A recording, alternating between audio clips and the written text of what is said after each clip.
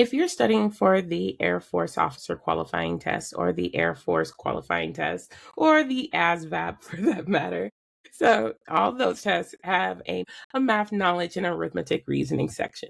So practicing for those sections sometimes can be overwhelming. Don't get overwhelmed, break it into bite-sized pieces and attack it strategically.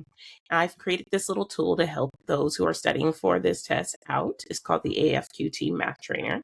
And right here, you click on the first box, make a 5-day practice or 5-a-day practice. It'll ask you first, do you want to focus in on arithmetic or arithmetic reasoning, or do you want to go with math knowledge? I'm going to do math knowledge today. All right.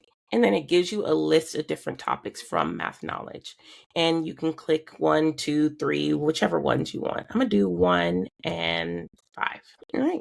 And it starts off with a target time. This is based upon the number of questions that is in the math knowledge section from the ASVAB or the AFOQT.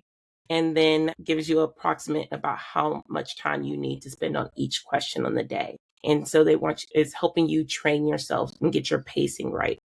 And then it also gives you a little bit of a math tip right here. If substitution looks messy, try elimination. Yeah, cleaner arithmetic works better. So when you can clean up a problem, do it. Solve for X.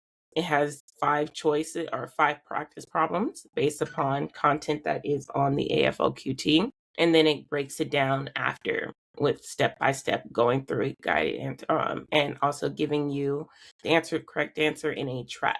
One of the things that trips up people when they're working on the test. Same thing here, here, here, and here. All right.